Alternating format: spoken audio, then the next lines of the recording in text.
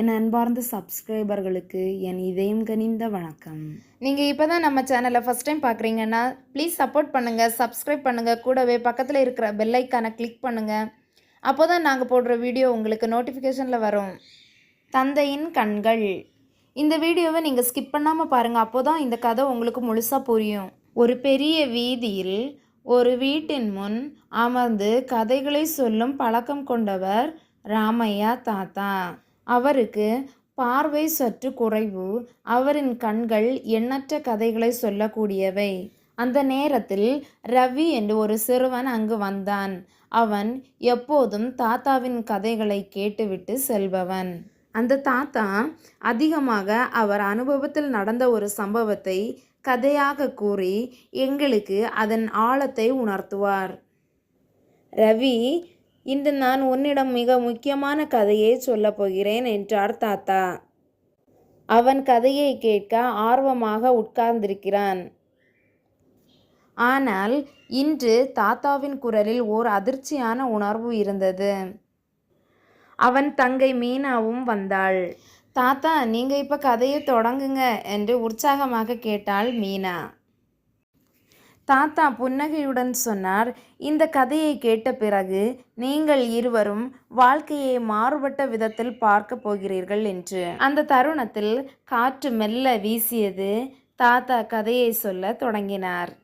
ஏறத்தாழ 50 ஆண்டுகளுக்கு முன்பு ஒரு சிறிய கிராமத்தில் பெரிய குளத்துக்கு அருகே ஒரு சிறுவன் இருந்தான். அவன் பெயர் அருண். அவன் மிகவும் அழகாகவும் புத்திசாலியாகவும் இருந்தான்.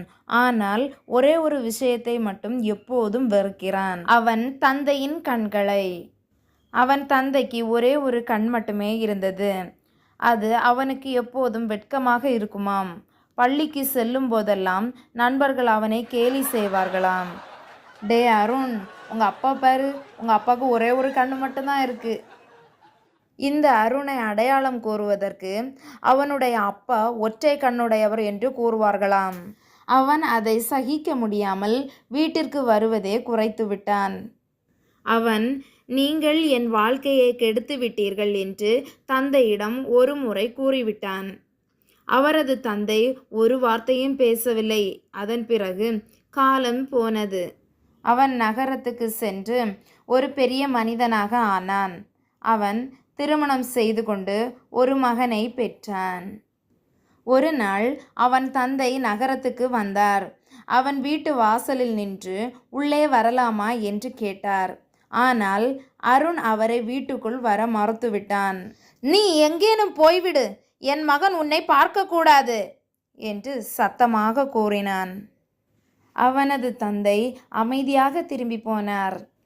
ஒரு நாள் கிராமத்திலிருந்து ஒரு கடிதம் ஒன்று அவனுக்கு வந்தது. தந்தைக்கு உடல்நலம் சரியில்லை என்று. அவன் பிறந்த ஊருக்கு சென்றபோது அவனுடைய தந்தை இறந்து விட்டார் என்று தெரிந்தது. அவன் தந்தை எழுதிய கடிதம் ஒன்று வீட்டில் இருந்ததை பார்த்தான்.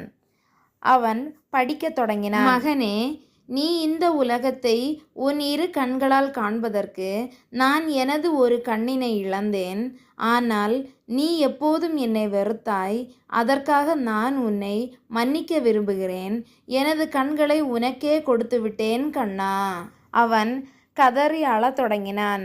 அவன் வாழ்நாளில் முதன்முறையாக உணர்ந்தான் தன் தந்தையின் நேசத்தை.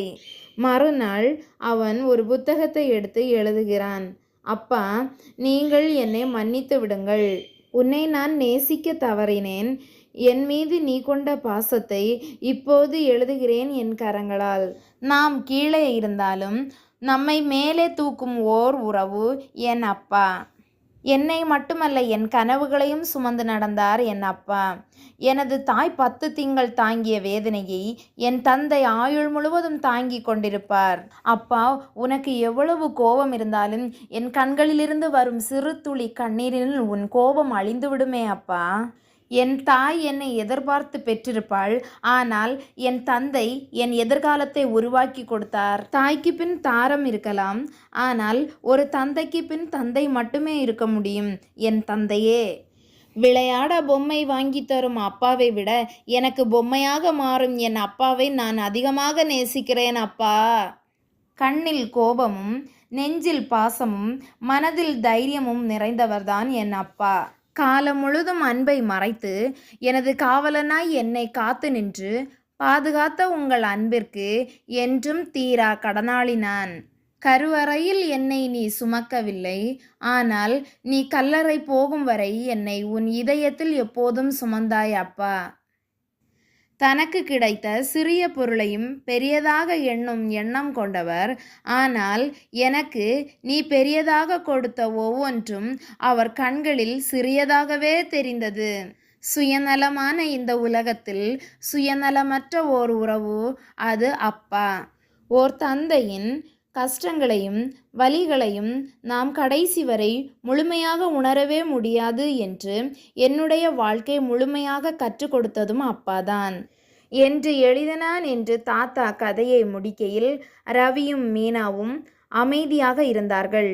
அவர்கள் இருவரும் கதையின் முடிவை ஜீரணிப்பதற்கு முன்பு தாத்தா சொன்னார், நம்மை பாதுகாக்க கூடியவர்களை நாம் வெறுக்காமல் அவர்களின் அன்பை புரிந்து கொள்ள வேண்டும். அந்த மாலை இந்த வீதியில் மூவரும் அமைதியாக அமர்ந்திருந்தனர். காற்று மெதுவாக வீசியது, ஆனால் அவர்களின் உள்ளங்களுக்குள் புதிதாக ஒன்றை உணர்த்தியது. இந்த கதையினை கேட்ட இருவருக்கும் நாம் அப்பாவினை இன்னும் அதிகமாக நேசிக்க வேண்டும் என்று எண்ணம் வந்தது.